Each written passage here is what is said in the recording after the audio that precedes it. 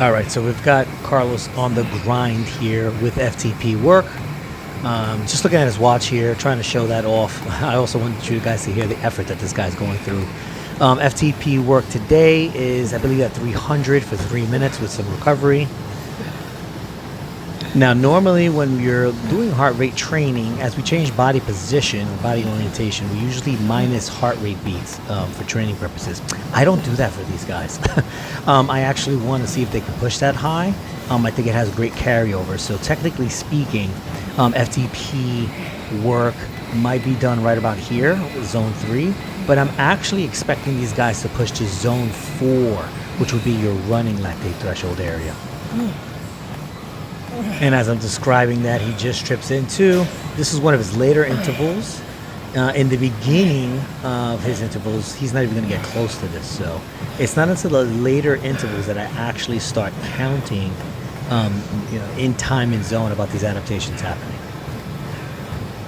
Now, I was here talking about his FTP training, but as we're getting this angle, I don't necessarily like all the extra work he has to do at the knees there. I don't know if you can see that valgus knee or the knee collapsing in. So he's probably not at the correct seat height. That'll be something we adjust next time.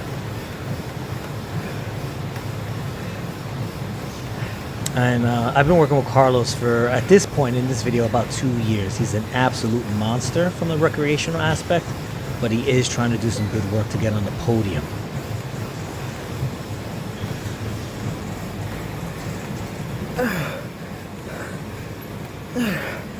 All right, we're coming up to some of the last intervals for Carlos here for FTP.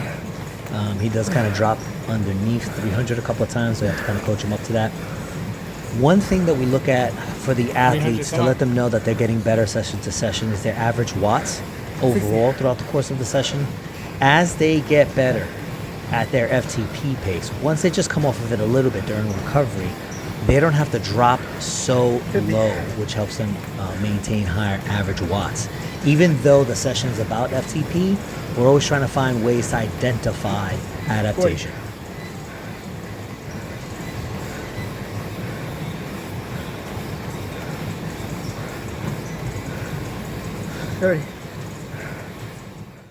All right, for a lot of our athletes, it's all about heart rate zone training, utilizing that as an in-session moment to see what's going on. Of course, we're going to use a heart rate strap for better accuracies.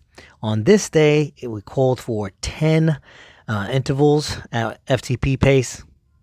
And it's not until the 6th interval he starts to actually get into that zone 4.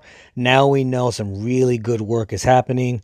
And now how many more intervals does he have after he starts to get into zone 4 from a fatigue management standpoint? Zooming out from the peaks and valleys of the heart rate, we're looking at total time in zone here. In this training session, we're going to say that Carlos got 11 minutes and 57 seconds of adaptation time. For a progressive load, we're going to be pushing that time deeper and deeper as he gets more and more sessions in over this training block. As we get closer to that 25-minute mark, that might be a time to deload for a short period and then reassess to see if we've acquired a new FTP standard, which is what all the athletes want.